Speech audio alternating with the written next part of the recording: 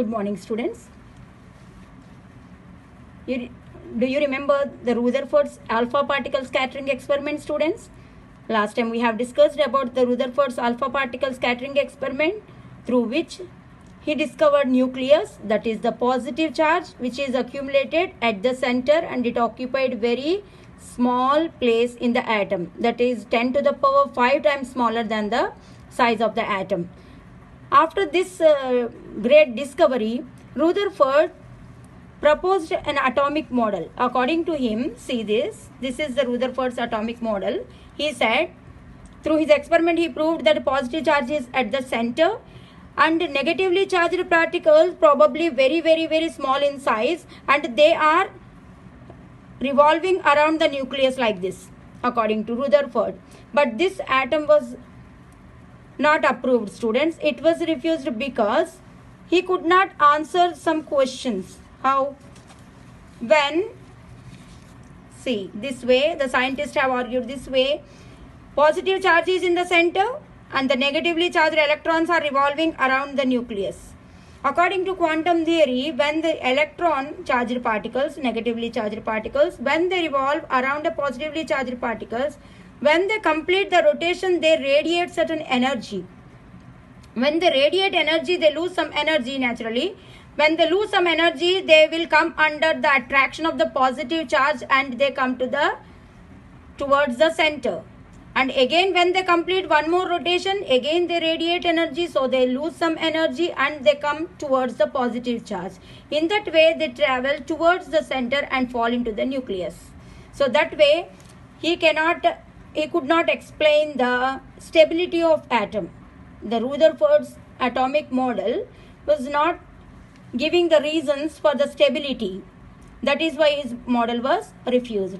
Then one of his students, Niels Bohr, he proposed one atomic model, students. Niels Bohr's atomic model. First of all, let us discuss how he has explained the stability of his atomic model. He compared his atomic model with the solar system. See, everybody knows that sun is in the center in the solar system and all the planets are revolving around the sun in definite orbits. Each and every planet has its fixed orbit and it has been moving in that orbit in the definite paths. In the same way, he said, see, this is the atomic model of Niels Bohr. The nucleus is in the center and the electrons, negatively charged particles, are revolving around the nucleus in definite orbits. He called the orbits as shells. See, these are the paths. They have certain definite path which he called as orbits or shells. He named the shells as K, L, M, N and so on. Also 1, 2, 3 like that. And when he explained, he has given the example of planets. So he called this as a planetary model in which the electrons are revolving in the definite orbits. He called the orbits as K, L, M and 1, 2, 3. And as long as the electron is revolving around the nucleus in its fixed orbit, it neither loses energy nor gains energy. So the energy of the electron in each orbit is fixed. Naturally, this orbit is closest to the nucleus. The electron revolving in this shell has less energy, more energy as the electrons are revolving in the orbits away from the nucleus, the energy increases. So, he called these shells or orbits also as energy levels. Why energy levels? Just now I have given the reason, students. The electrons revolving in these orbits neither lose energy nor gain energy.